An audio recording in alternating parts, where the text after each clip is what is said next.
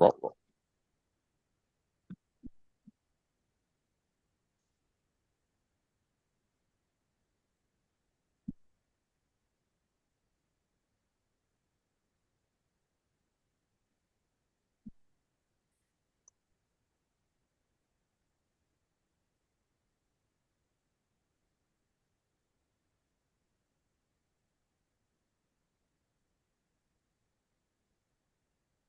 Hi, welcome to Nof48. It's Friday. It's our live stream.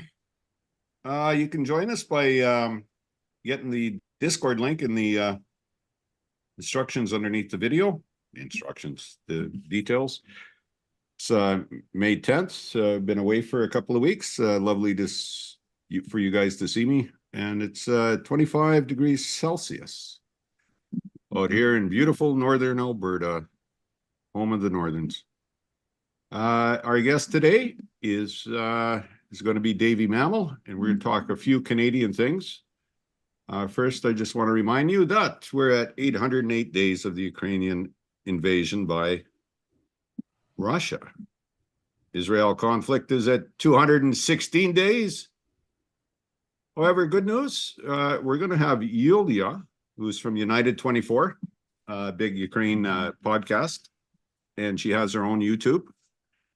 And she's going to be with us start of the week. So put on your notifications so you can come in and ask questions for you, Leah. And I've been following her for some time, so I'm quite excited to have her on. Let me bring in Davey. Let me pin you up here, buddy. How you doing, Davey? I'm well. How are you? Well, we're surviving, aren't we? Yeah, we certainly are. You're such a bushy individual. Like, look at that hair, man. Best hair in podcast. You know, it's all lighting, baby. It's all lighting. Well, I need some of that light. Send me that. I'm getting a little older now. Dave, since you're from LaBelle Province, I want to introduce you to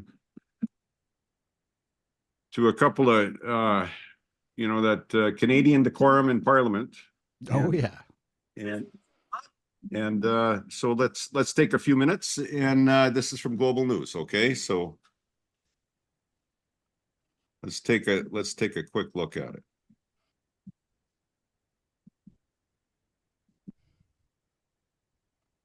With the sound of his own voice and his own attacks, but he doesn't actually check the facts.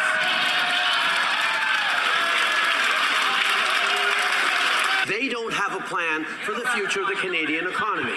On this side, we're investing in and leveraging technologies that are cutting emissions and creating good jobs in Come By Chance in Newfoundland and Labrador, for example. And we're making sure that it's no longer free to pollute while giving Canadians money back. Honourable Leader of the Opposition. So, the high school drama teacher over here accuses others of liking the sounds of their own voices. This from a guy who, if he were made of chocolate, he would eat himself. Yes, Mr. Speaker, I was a high school teacher before getting into politics, and I'm having a little trouble remembering what exactly the job that the Leader of the Opposition had before getting into politics. Yes, and he left right in the middle of the semester, and I'm having trouble remembering why. Oh! Leader of the Opposition continues on his personal and his partisan attacks. We're going to continue to deal with... I'm sorry.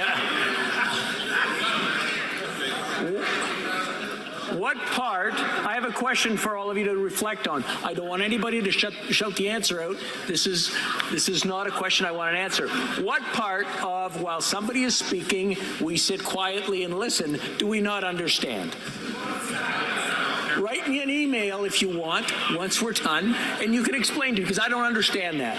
I've looked through the history of Parliament, and there was one case where the Speaker decided that he had had enough of question period, and he left. In fact, the entire sitting was adjourned for around 30 minutes, and I'm really in the mood for that today, so I'm going to ask the Prime Minister to start over from the beginning. I have a hypothesis for you, Mr. Speaker. Why you're seeing this behavior in the House? Have we ever seen a Prime Minister who has so little worthiness of the functions that he occupies? Illegal election funding, industrial espionage, Trudeau Foundation, contempt for intelligence services, and many, many other problems. We know so much about the reasons for which we should be asking for a real public inquiry, not for this buddy-buddy act with his friend. When will this Prime Minister put an end to these policies that are harmful for Quebec and very, very, very helpful to China? I'm sorry, I'm going to have to ask the Honourable Prime Minister to stop for a second. We had started getting better. Now all of a sudden everybody's getting excited again. Maybe it's because the end of question period is coming, and maybe I'll just skip to the last question and then work my way back, and that might work out better. But I'm going to let the Prime Minister continue, and we'll see if I have to resort to that. The Right Honourable Prime Minister. Ooh. Sorry about that. Sorry about that. You know, the best person in that was, well, hold on. Justin doesn't have as good as hair as you do, Davey. I'm going to say that right off the bat. He used to have great hair, man. Yeah. Back in the day, going back to like 2012. Look at his hair in 2012. That was some hair, man. That was some great hair. That was his hair when he fought Patrick Brazo. Yeah. He had the mane, man. He had the mane. That was some great hair. Very jealous of that hair. That was just, I can't grow hair. I can't grow a mane like that. Like I have a decent head of hair, but that was next level, man. That was next level. Yeah, I have to admit. That's what started the conservative ad campaign. Nice hair, though. That was the hair that did it. Those are hilarious ads, by the way. The best person in all of that is the Parti Québécois leader in my mind, Yves Francois Benoit, is it? Blanchard, yeah. Blanchard. I like him. And I like the fact he can get up there with some stubble. Yeah. And talk. I really like him. He's very charismatic. He's got a great way with words. Yes. I heard from a lot of Americans who had ended up watching like the Canadian debates for whatever reason. Last time we had election debates federally, and they said out of all the candidates that Yves-François Blanchard was the one that impressed them the most. That was pretty much consensus among Americans. I mean, fair enough. Quebec is the most racist province in the country, you know, kind of neck and neck with Alberta sometimes, but you know, so it would make sense that, you know, Americans might feel some, you know, some such a close relationship and caring and for like a Quebec leader like that. Yeah, no. So what does that mean about me? Because I thought he was the best speaker in the debate too. So it just means you're from Alberta, man. It's like that's just English Quebec. He's one of ours. He's one of ours. English Quebec. One of ours, that's right. Man. But no. Seriously. Welcome to the Belly Province. He's very smart and he's a very charismatic leader. And apart from some of the more like nationalistic and non-inclusive elements, right. Yeah, that very kind of at times anti-immigrant approaches that his party can have. They have some fairly good and robust social democratic policies, which they try and push. They do. Actually, I thought they were their model of government should have probably been everywhere except for maybe the racist element. That comes with the ultranationalism. It's unfortunately part of the bundle. That's true. Which is bad, I must say. That's right. I'm laughing a little bit too much while I say that, so I gotta clarify. That's true. And that debate too, I didn't show. I think there was more to it if I remember when I was reading it this couple of weeks ago. I don't mind the banter between them, but then we had all these newspaper articles. Oh, they're so kid-like and childish and stuff. But, you know, I look at it as a couple of millennials going at it. That's what I see. Am I wrong? A little. You're not completely wrong. What was the other time you were talking about was when Greg Fergus was speaker and he was trying to calm them down. That's yes. when that's when Pierre got expelled from question period. This has been back and forth for a while. That has been. They're all trying to get their shots in. Like Trudeau's this is not new to him. You know, this is stuff that he was doing when he was leader of the opposition during the well, actually, was he leader of the opposition during any of the Harper years? Or anyway, but when NDP and Liberals were not in power. Yeah. Yeah, no, he'd quite often spar with the Conservatives Right. in much similar way to what Poilievre is doing. And he's actually good at it. Justin is actually good at it. And the fighting, like you said, when he took on the fight, the boxing match in Quebec there. No, I mean, it's always going to be hard in these parliamentary scenarios because, like, it's always going to be harder when you're on the defensive, no matter what party you're in, right? Right. Which is why Trudeau excelled at that when the Conservatives were in power, for example, right? Yeah. But Pierre Poilievre is this person who does kind of like to push the boundaries and try and cross the lines of decorum in the House and how he generally speaks when he gives an interview. The thing is, he has a hard time if someone else crosses that line along with him, right? To confront him on it.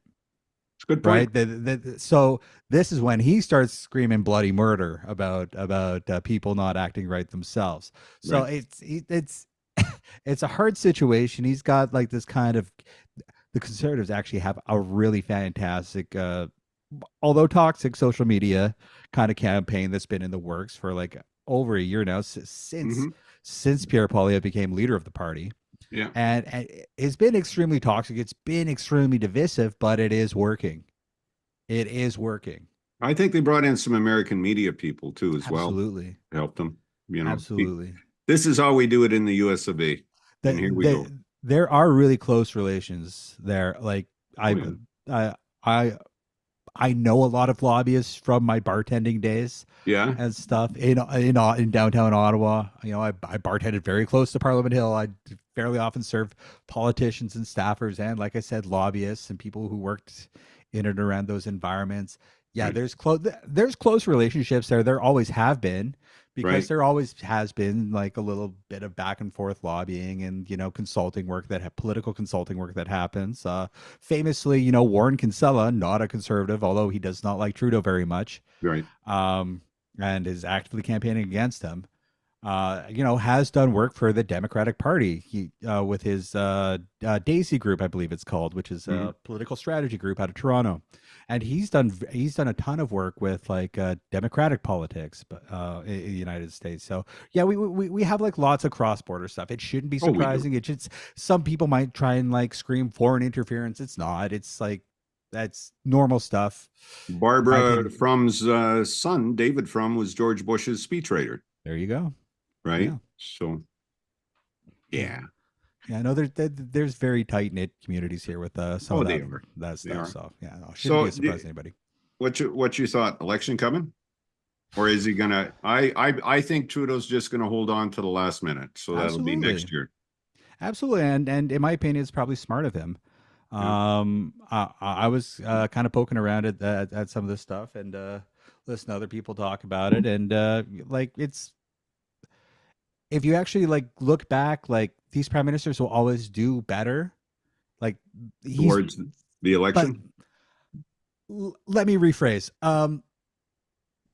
Going into an election like that with the leader that has been there all this time is always going to be better. They're probably not going to win, but they will lose fewer seats probably if they have Trudeau there. There you go, because there's been some pushing to see if somebody should replace him. But when I look at their lineup, I don't know who would come in and have that automatic. If it was Justin coming in, I think the Liberals would have a spurt. But this is who's going to replace Justin. It's a tough act to follow, right? I think the smartest thing for them to do would be to keep him in, go through the election. That way they retain more seats, which gives them a better chance of the Conservatives having a minority government, right? Yes, I agree. Which then gives the Liberals and the NDP and the Bloc and maybe Elizabeth May, aka the Greens, you know, she's back. She's back, baby. She's back. But it'll give them like ability to pressure the Conservative government so that we can get at least hopefully some more progressive policy passed in the country. Oh, it'd be nice. That would be nice. What about sorry. What about no. Go on. Yeah. Yagmir, Mr. Singh. Jagmeet Singh, yeah. Jagmeet, Thank Man, you. I don't know. He's pretty useless, man. You're not the first one to say I, that on this man, podcast. I'm just saying. man, I was an NDP guy for so long, man. Mhm. Oh man, I don't know what the guy's doing, man. I like I know the NDP's doing some stuff, but Yeah, yeah, they yeah. they got to rebrand, baby. They got to rebrand. Like Well, the dental it's program, hey, is that an NDP win? not yet. No. Not yet. Not till we have a fully implemented program. And as it is, it's completely out in the open for the conservatives to come in and gut if they wanted to, Right. potentially, right? Um, it's something that's been dragged out as election goodies, kind of. So we get a few sprinkles like here and there every now and again.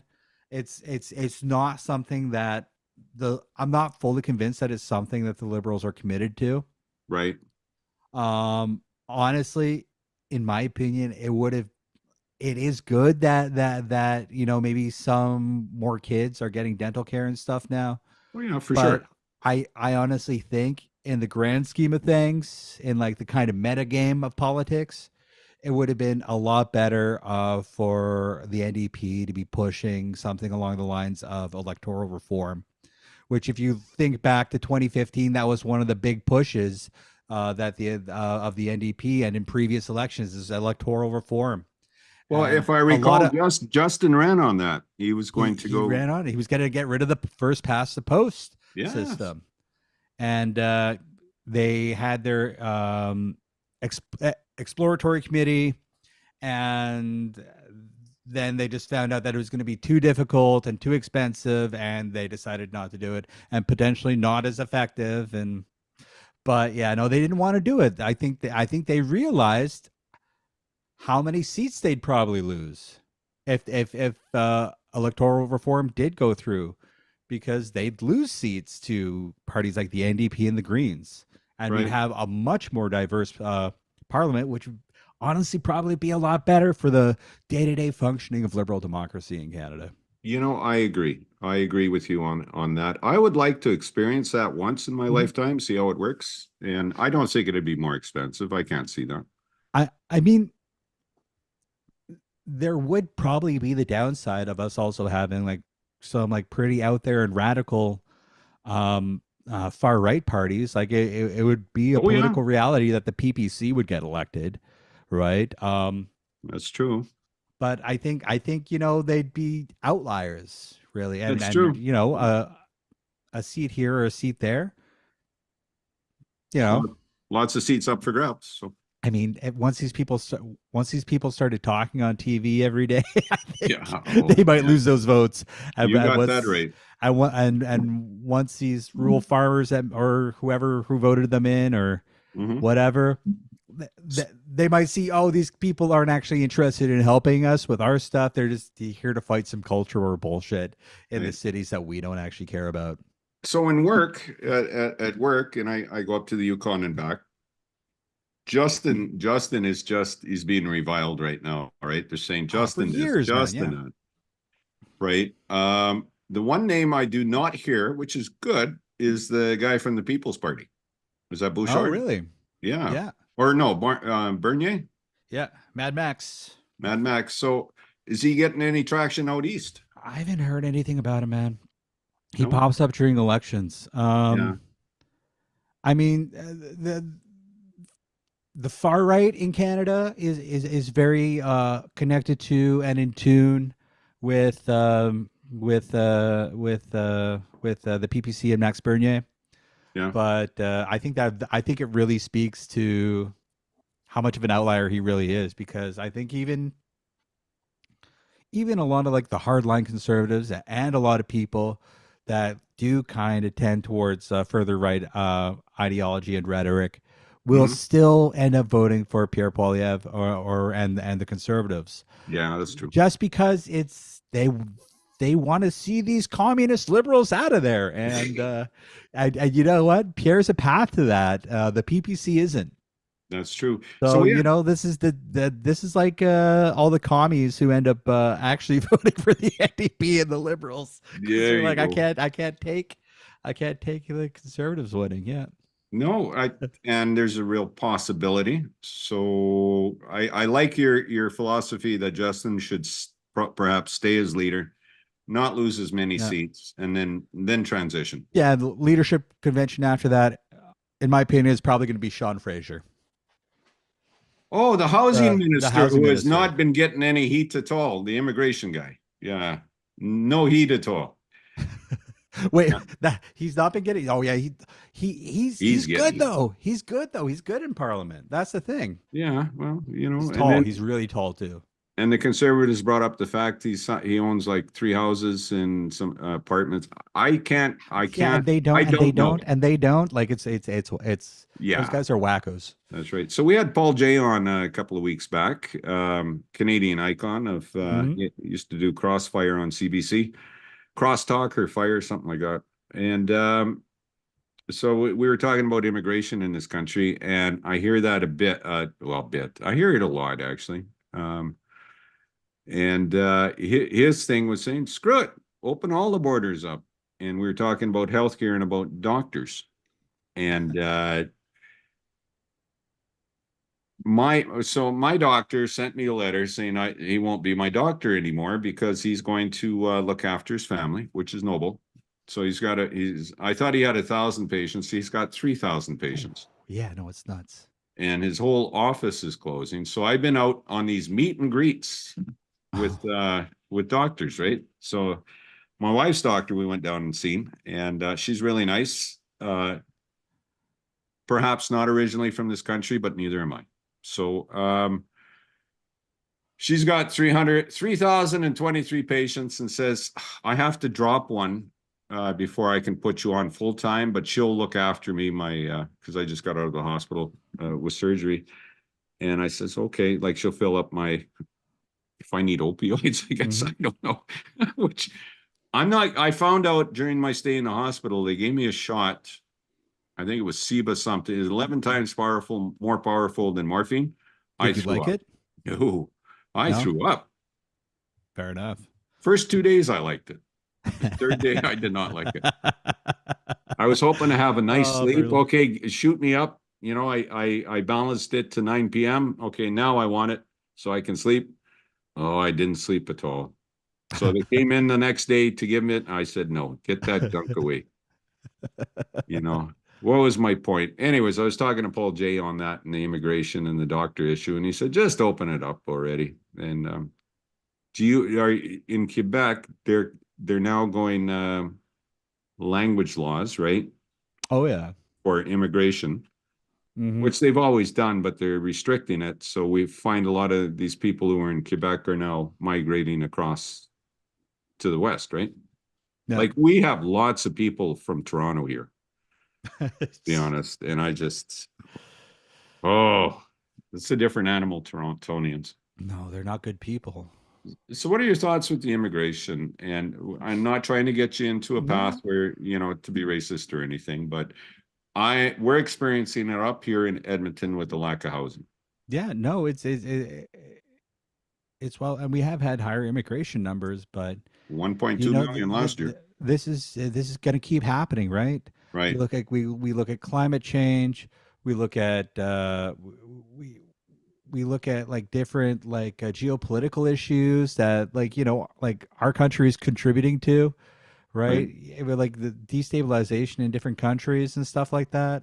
You know, you look at what's going on in the Middle East. You look at what's going on in Eastern Europe. Like you look at what's going on in Africa. Like of course these people are going to try and get out of their countries and go to safer countries where there's, you know, well, yeah, for sure, maybe a better chance at a better life. And like, we need to build more houses. I think that's what it is. And we need to make sure that, you know, it's good for people, because these people don't want to leave their homes. These people don't want to come to, like, they're coming to Canada because they're hoping it's going to be a better life, but they don't want to come to Canada. You know, someone from someone from Yemen is going to want to preferably stay in Yemen and have a good life in Yemen without all this like conflict in Yemen and stuff like that. But right.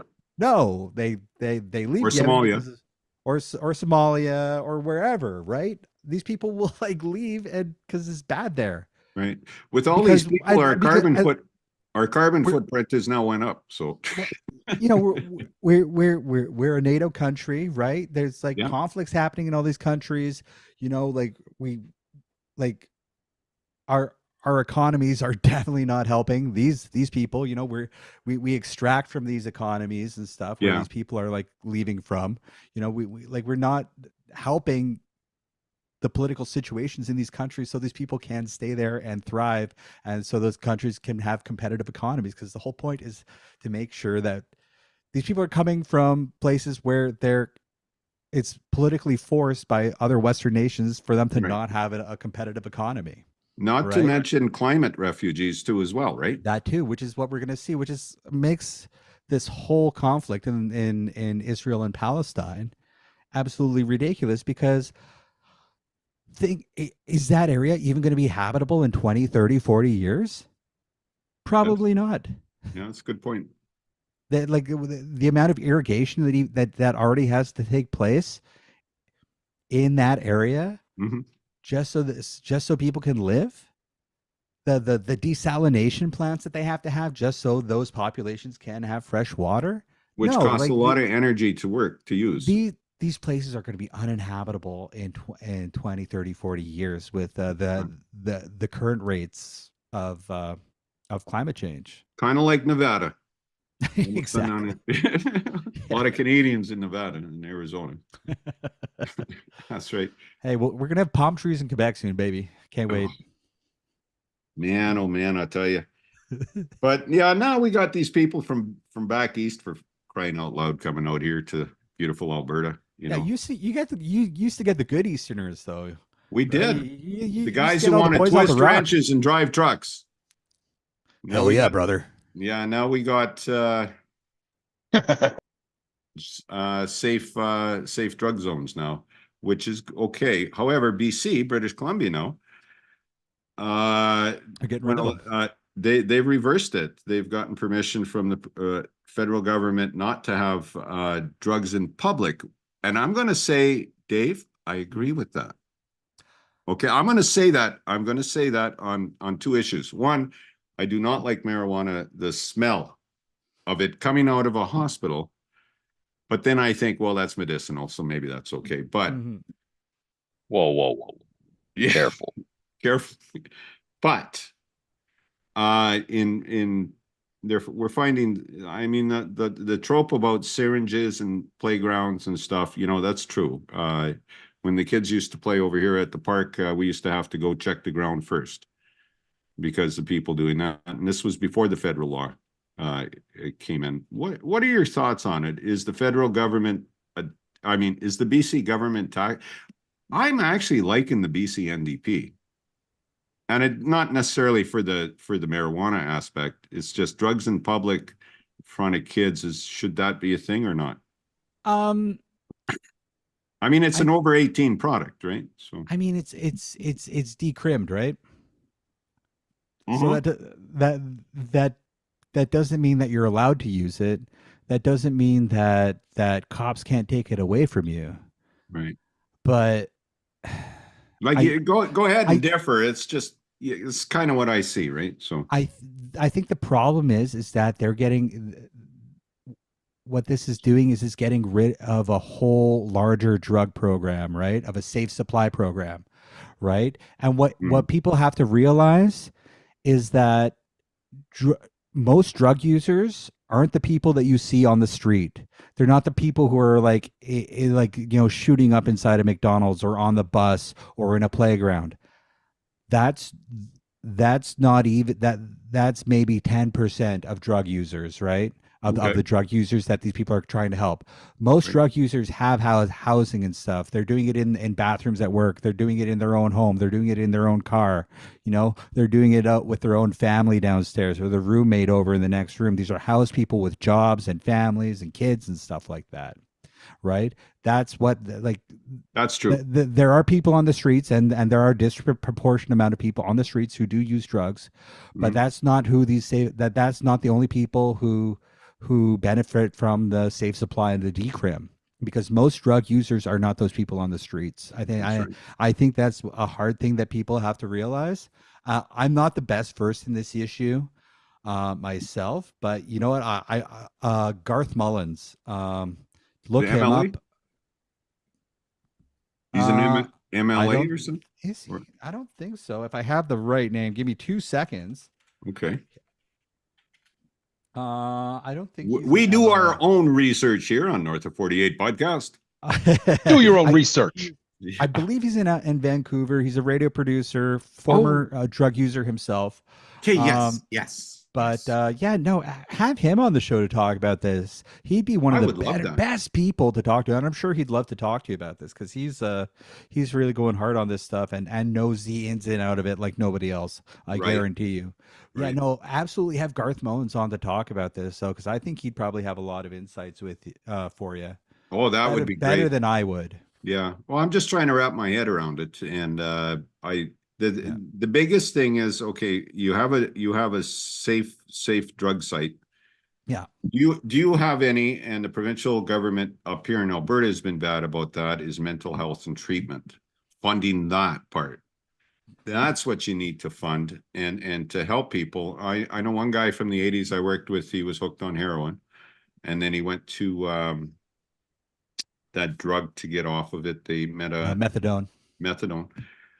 I seen him 10 or 15 years later. He was still on methadone, but he had a family and kids and stuff. He was able to function, and he was just saying it was just hard. Methadone's as hard to get off of as heroin, he said. Absolutely. And these hard drugs that come into our lives. I hate seeing some of the kids that I've coached through life, because I was a baseball coach and I was involved with hockey, and they're cranking or doing meth or crack. You know, when I run into them, you see them. I'd like everybody to be healthy.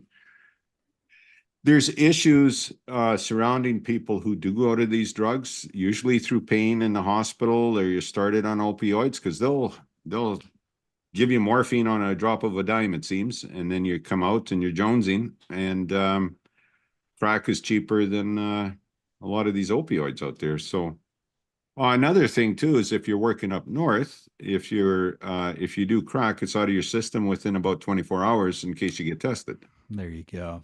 You know, the cheap way, and plus you got energy all day, I guess. I don't know. Oh, that's rough. Yeah. What I do for a job is boring.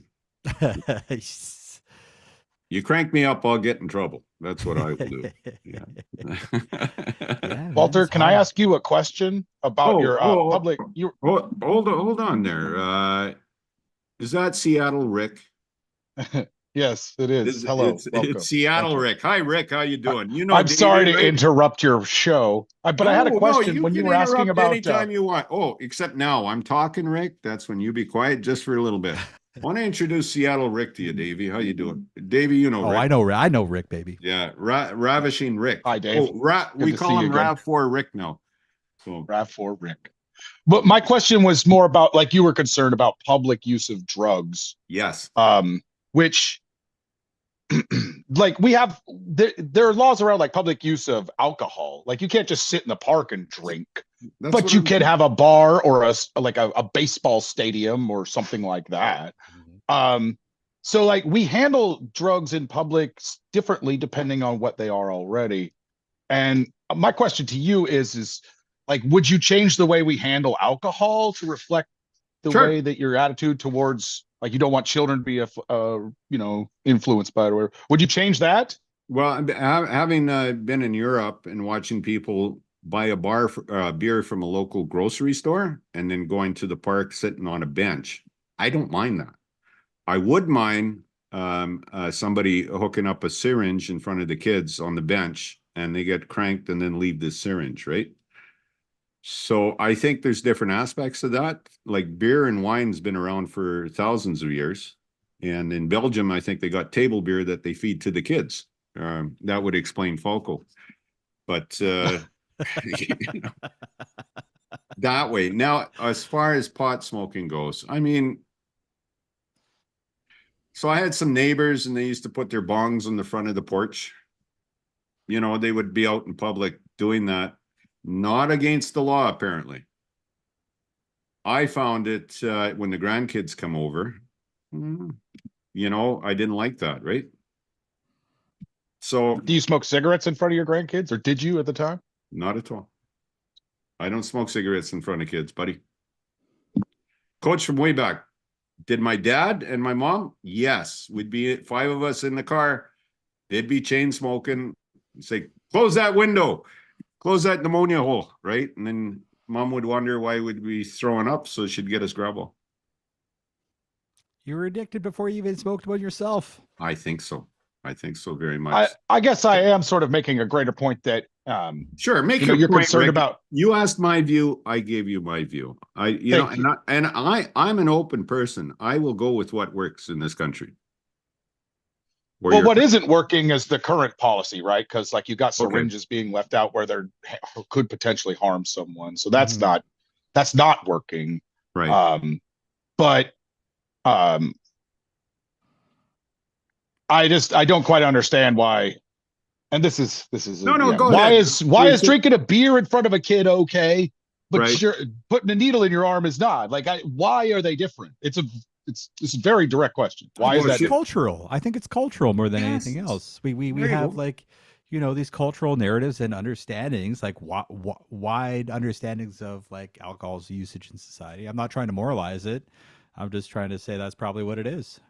I think you're right. Yes. And I've got European parents, right? And then it was more than once my dad said, "Hey, Nick, go get me a beer from the fridge." Okay. And then when Well, it I sounds got like the only older, way to- when I got older, I would open it and have a little bit and bring it to him, right? So Yeah, definitely. My dad used to make wine in the garage, and he'd make it in these like 25-gallon garbage cans, and I'd open the lid, just sip a little bit off the top. But neither here nor there. quick wine story. My in-laws make wine. They're Portuguese. My son's Portuguese. parent-in-laws.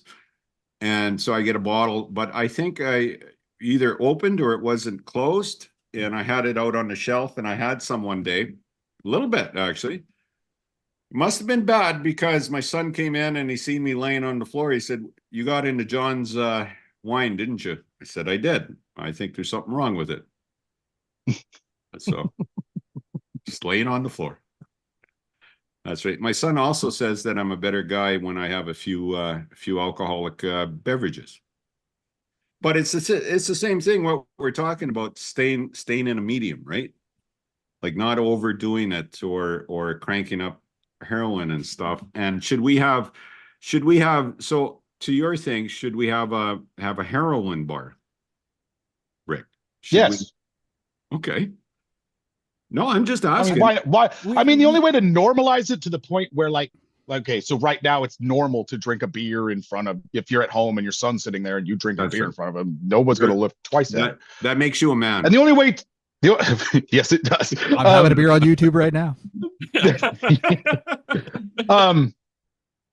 But the only way to normalize, like, say, smoking weed or heroin, whatever, is to keep doing it in front of kids until it's culturally acceptable by those standards.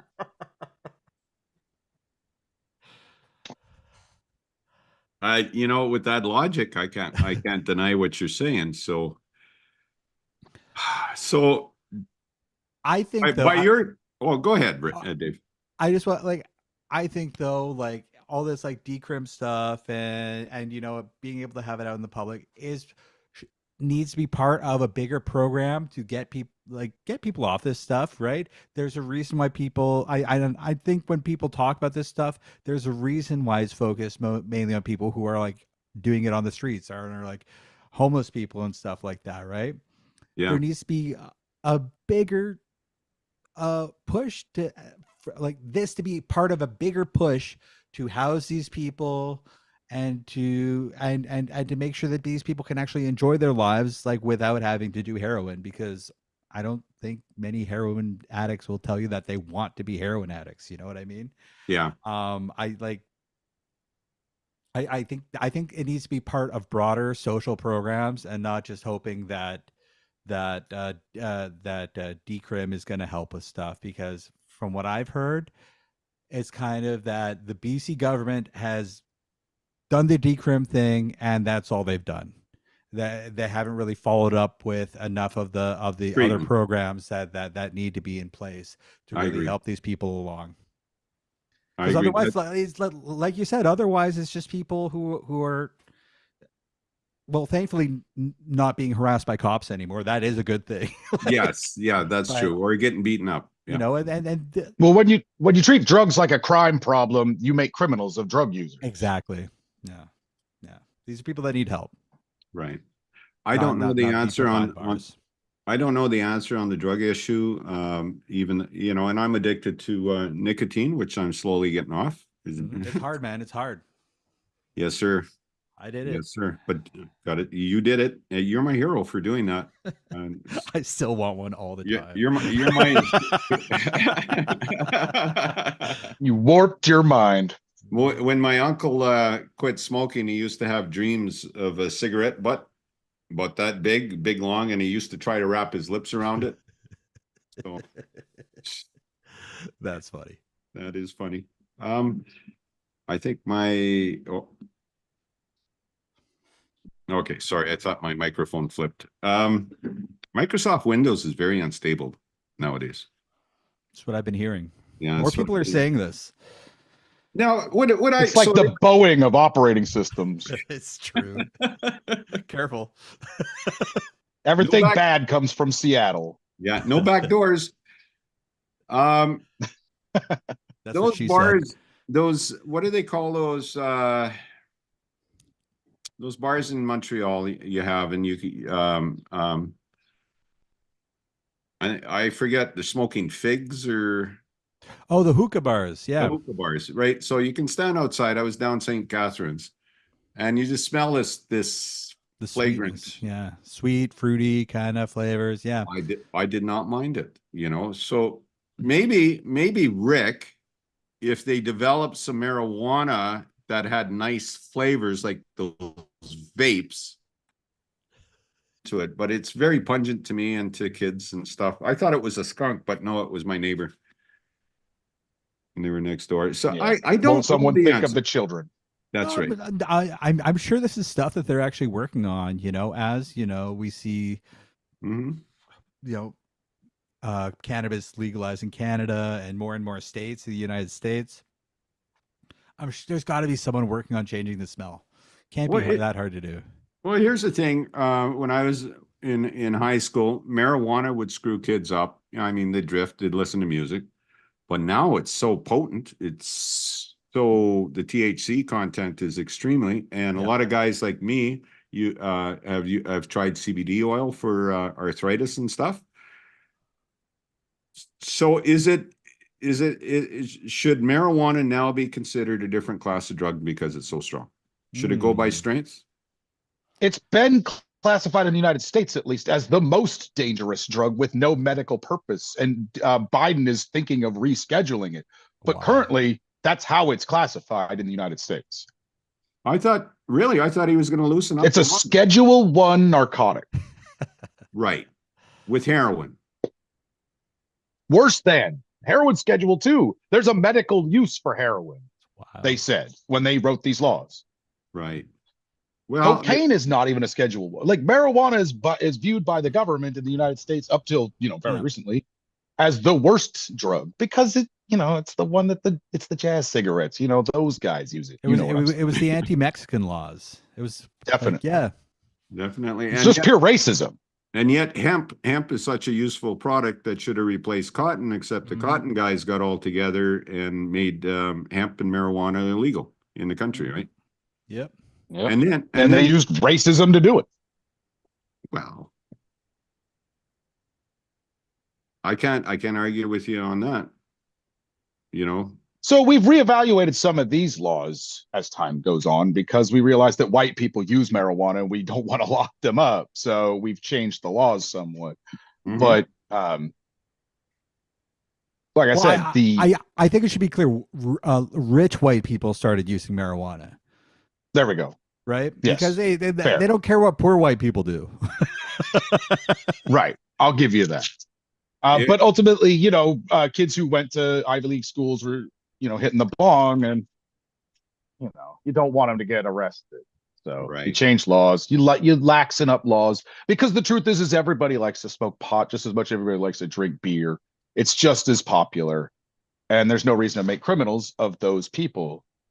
And all these, I don't know, but to make a greater point, all these drugs are just here to minimize the pain and suffering under capitalism. And don't you worry, capitalism will come around and make a drug like marijuana that smells good or whatever.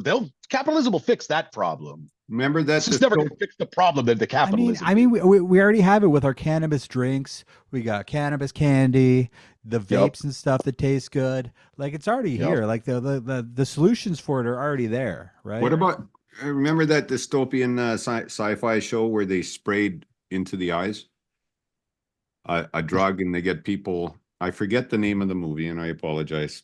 It's going to be something like that. It's going to come down to something where you just spray it in your eyes just to get through the day. Westworld. There you go. Westworld, yeah.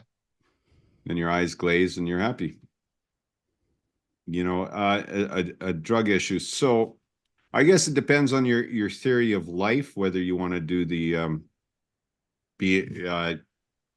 everything natural, and I guess cannabis would come into that, or you want your body poison and toxin free, which is getting pretty hard to do because didn't Robert Kennedy got mercury poisoning, and he got a little worms. He got worms in his brain. He got a worm in his brain, and then it starved to death. That's right. Died. Is Forrest here? Forrest, can you relay any knowledge on the matter for us at all? I probably just stole his joke. You probably did. I think I stole his joke. Okay. Well, that's fine. But I mean, you got that. Now this guy wants to run for president. Oh, I'm going to get called for electioneering if I talk about the American politics. Don't worry. But He's not going to get within 100 feet of the White House. Don't worry. The brain worm will stop him. I thought it was dead. It's a sleeper cell worm. the sleeper cell worm. I mean, and here's a guy, and his main claim to fame was he was going to run because he was not an old man. He was cognizant. He was healthy. And then he comes out How with old these, is he? well, 70 years old. He's 70 years old. Robert Kennedy is 70 years old. I mean, He looks good for 70. Brainworms are good for you. still, They like, get rid of wrinkles. I'm not trying to be ageist or anything, but if you're like 70 years old and you're like, I'm not an old man, it's like, oh, come on, dude. like you're not old, but you're like, yeah, you're 70, bro. Like, I'm sorry, man.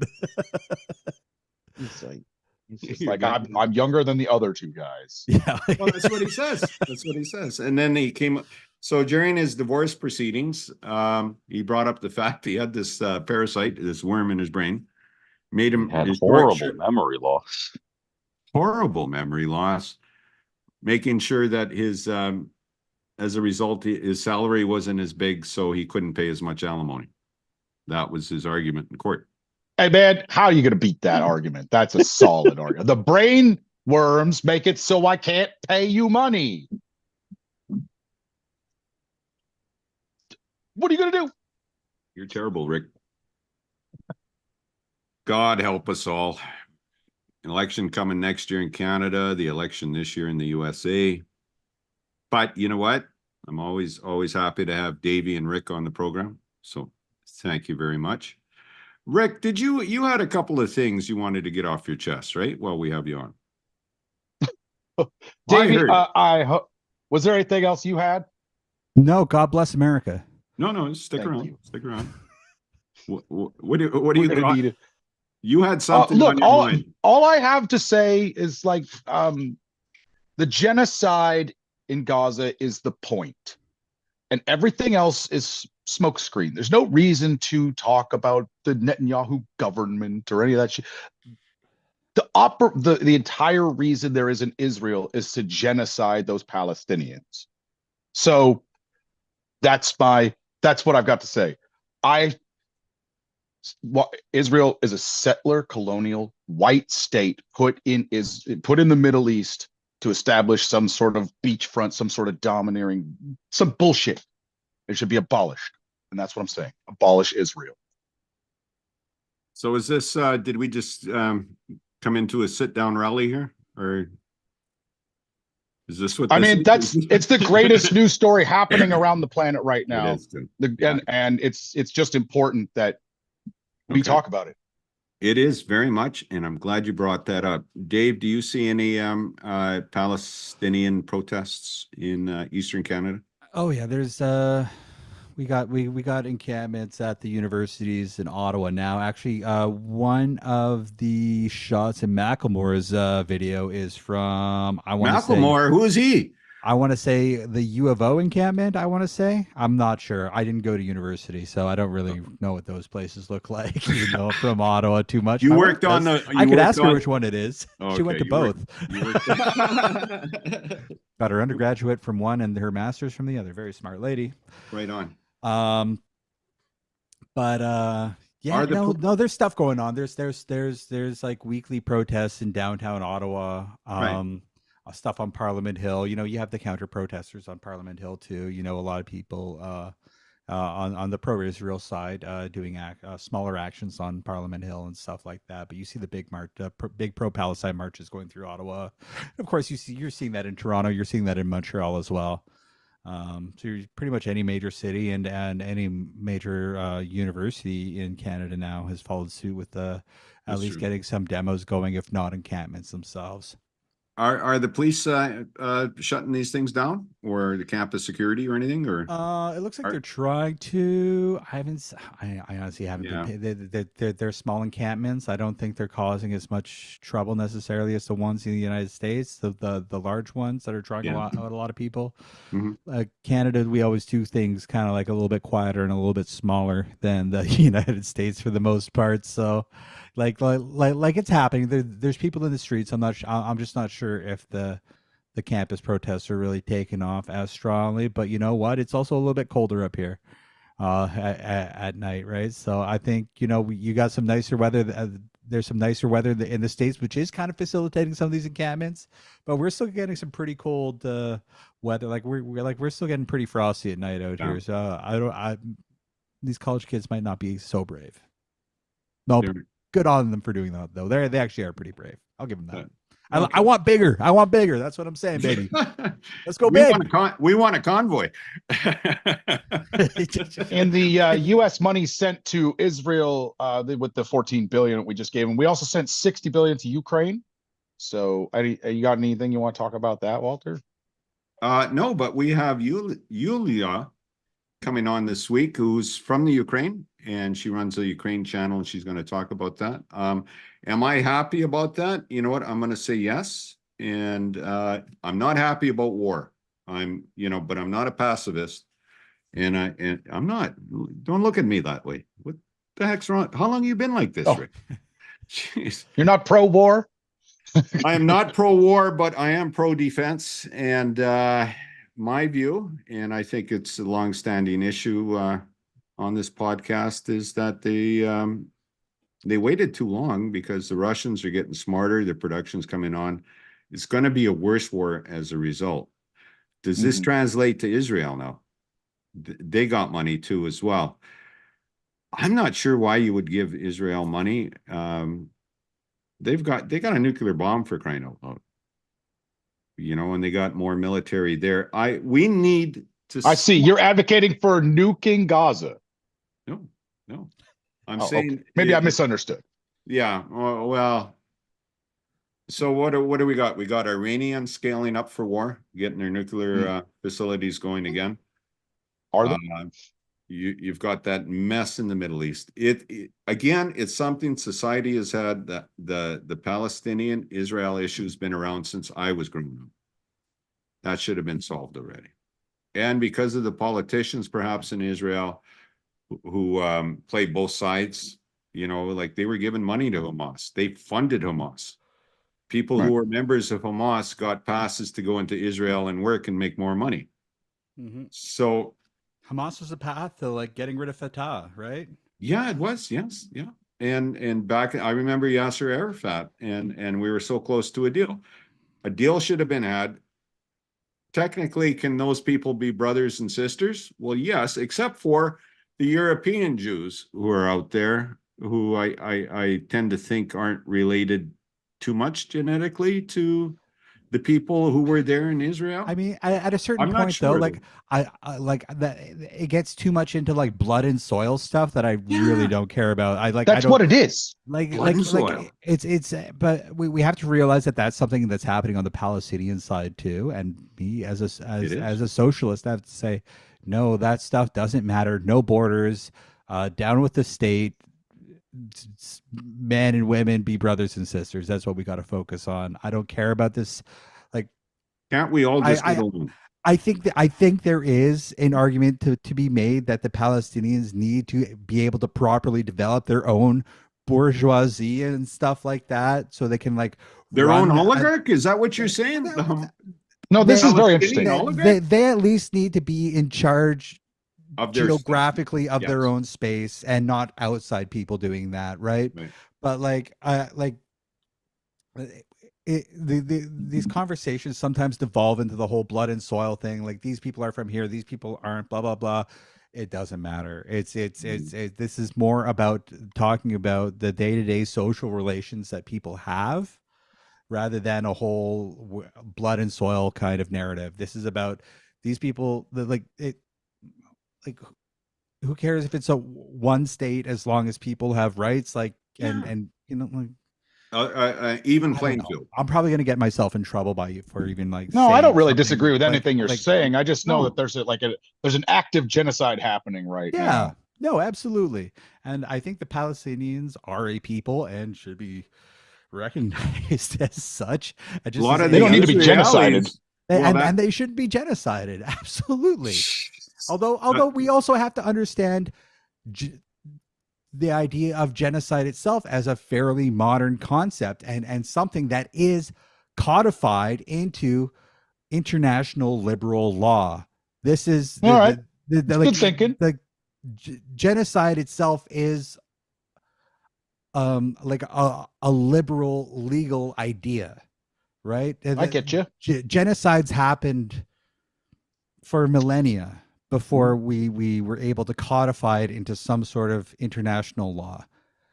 By codifying something into international bourgeois law, we have to realize that then that allows liberal politicians and these liberal democratic nations, or whoever, just within these frameworks, to move goalposts as they will. Like, oh, I'm sorry, this does not meet the threshold for what is legally recognized as a genocide. Yeah. At a certain point, we have to disregard the idea of a genocide and realize where that idea comes from, and realize people are dying. Okay, people are dying that shouldn't have to die, and we shouldn't be able to excuse this. We shouldn't be able to excuse this because it doesn't meet a certain threshold within international law that was written by, like, you know, a bunch of white dudes in the fucking 40s and 50s. Do you Word. remember? I agree that. Do you I remember? also say that. I'm sorry. Go ahead, Walter. I was going to say, do you remember those James Bond films? And he'd be in Beirut in Lebanon. Yeah. Beautiful countries till the war and the bombing of Beirut. Beirut was quite the city. Everybody was. I don't know who ran it. If it was like you say, a capitalist thing, probably, or the bourgeoisie, or maybe the people themselves ran it. I don't think they asked to be bombed and have those buildings destroyed either. And the Palestinian, from what I've seen, them behind a wall, not allowed. I think they had a blockade on the ocean too, not allowed to get goods in for a while. At the same time, some of them went to Egypt, caused a riot there, to the point now Egypt doesn't want them to be in Egypt, right? Jordan doesn't want them to be in Egypt. Should Palestine, maybe where they are right now, should that just become part of Egypt and Jordan, and then let Israel have theirs?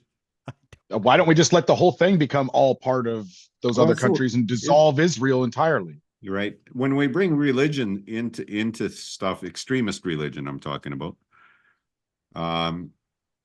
everything goes to shit. I don't care if you're a Southern Baptist and you want to sacrifice a virgin or on an altar, or ultra-Orthodox Jew or Muslim, everything goes to shit in your society. It's my feeling. So like I live, I think each to his own. I think I'm not- Davey's I'm not Sorry, going go to ahead. advocate for. I'm not going to advocate for a state one way or another. Any state. I'm right. not going to That's your advocate. that's your position. I'm not going to advocate for any. And it's a good position. Any state's right to existence. Because yeah, one humanity. I agree. But I'm going to advocate for the working class. That's what I'm going to advocate for. And there's a situation in that area that is not looking good for the Palestinian working class or even the Israeli working class. Like, I'm definitely sorry, not even the Israeli working class. They suffer from this too. Yeah. Their empire turns within. All this bullshit will come back to haunt them in ways they can't imagine. That all said, the extermination carries on, and it must be stopped. But it won't be stopped here in the heart of Empire America. We just will fund it for our stupidest reasons, but we'll continue to do so. It's all business, baby. And but it is an extermination, and it was the whole point. It is the whole point. There was never going to be a two-state, one state. There was never going to be a meeting of minds. It was always going to be, we are here to fully colonize, take over, and make anew this land. October 7th was a perfect storm that they're now taking advantage of, right? They were always going to take advantage of, and I don't begrudge Hamas doing that attack. It's a disgusting attack. There's lots of grossness that happens in it. That all said, I can't not count the war crimes, the horrible things done to the people in the open air prison known as Gaza. Like, it's not tit for tat anymore. It never was, but it was never tit for tat. It's October 7th is just a burst from a subjugated people, and righteous, in my opinion. I'm not going to argue against that. No, but many people I know would. They'd be like, "What are you talking about? These are violent thugs who they are brutalized innocent people." Yes, they but are. They also targeted military targets, and they are just lashing out from being subjugated. I think one thing that really has to be said about October 7th was, yes, Hamas did this stuff, but there were other groups that came in too. There were regular Palestinians that came in and took people, right? It wasn't just I don't know. Hamas. If you say so, I don't know. There were people that they blew a hole in the fence. People just came across. It's absolutely wild. People who had like no like actual affiliation to people were just like nabbing people because they're like, fuck you. Yeah, well, I can understand their frustration. I know that it's incredible that they would take out that frustration on somebody, maybe somebody's innocent child or something. It's brutal and horrible. Well, but the frustration is hard to argue with when all you just kept captive. What did they? Gaza had the youngest median population or whatever average population on the planet. Yeah, like there was barely anyone above 18. I think Somalia would probably give them a race too, because all the adults were killed. And so here's the thing about a lot of from what I read. So we got I don't know 10 or 15 Jewish people here in town. No, we got more than that. We have a synagogue. A lot of Jewish people now seem to be kind of atheist. And now Jewish is more like a cultural event, much like being a Muslim, right? Dave, you were talking about culture stuff. Yeah. I mean, you can say the same about Christians very easily. Oh, for sure. Sure. Yeah. That's right. Yeah. More of a culture than a religion. It's always the ultra orthodox, the ultra fanatics in this world. Russia themselves, their Orthodox religion has now, sorry, let me get this, is basically KGB and FSB are the priests there, and they're blessing the war in Ukraine, which is, I'm not sure Jesus would approve of that. I'm just saying. I mean, a lot of popes would. Right. Okay, fine. So the thing of it is so we got a lot of people who are not as bad as the ultra orthodox, let's say in Israel, about Hamas. We have a lot of Jewish voices out there. Bernie Sanders too, as well, is saying this is enough. You know, don't ship bombs over to Israel. And what's my point? My point is, these people are also getting involved in the protests, and they're getting slammed by you know, protesters. Should they join the protest? I think quite a few have, but Who, Jews in general? yeah. Yeah, I think it's Can from what we- from what I've seen, it's very generational, eh? Yeah, in, it is. in people's support for this. I think a lot of like younger Jews are kind of drawn to the pro-Palestine camp. Yeah. Not all, No. obviously. From what I understand, maybe a 50-50 divide. I'm not a statistician, so I don't trust that. Not too a math hard, scientist but here. Yeah. I'm not a math scientist guy, but yeah, a lot of older Jews too. You know, who you know, can really remember, you know, family members telling them about the Holocaust once again. Oh yeah. Not maybe 50% or so.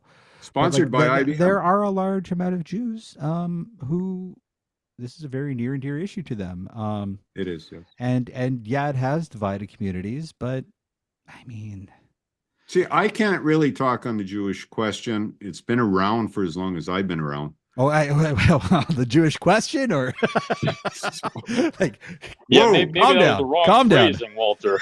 Get it. I can't talk about the Hamas question. We're not. We are not talking about the Jewish question. There is no Jewish not at all. question. No, sorry. I cannot talk about how it is to be a Jew, how it is to be in Israel.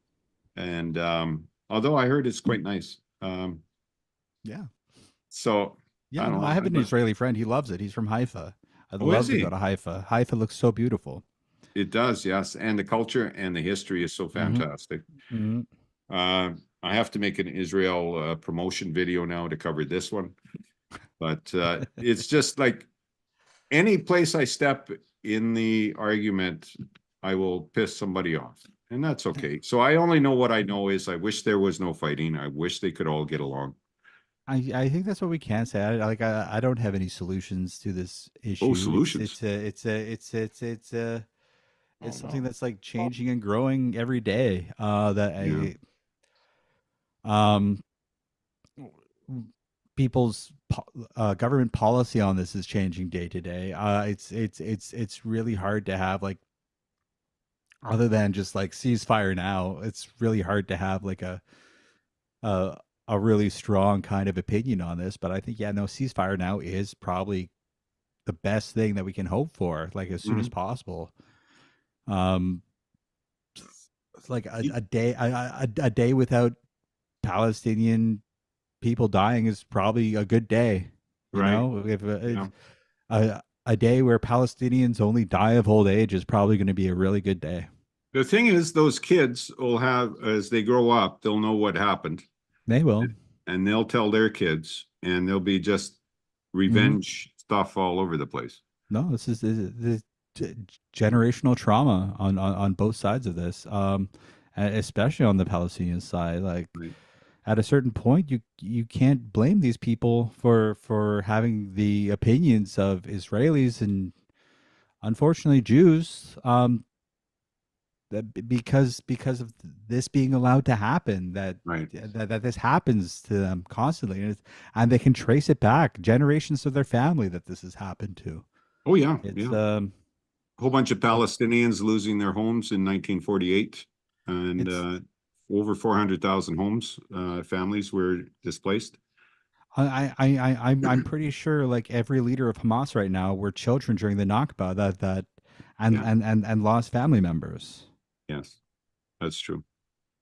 Dave, it is such a pleasure to see you and to hear your voice. You know, I really do. I miss you, man. We miss you should get too. together more often, you know, Anytime. and I'm then we around. can compare hairlines. No, you always win that. Is there anything you want to, you think there's a positive future in Canada, or is it all going down the crapper? Do you think are you hopeful for your children? We have pizza at Tim Hortons now. That's good. I don't know, man. Yeah, no, I guess things are looking up. We got pizza at Tim Hortons, and hopefully gas prices coming down. Hmm. God bless That's- America. That is a hope. Thank you very much for participating on this podcast tonight, Dave. Thanks So for having me I'll on. just close her out. Stick around if you don't mind. You got it. All right, guys, it's been North of 48, and I hope you enjoyed that. I know I most certainly did. Yeah, here we go. And take care.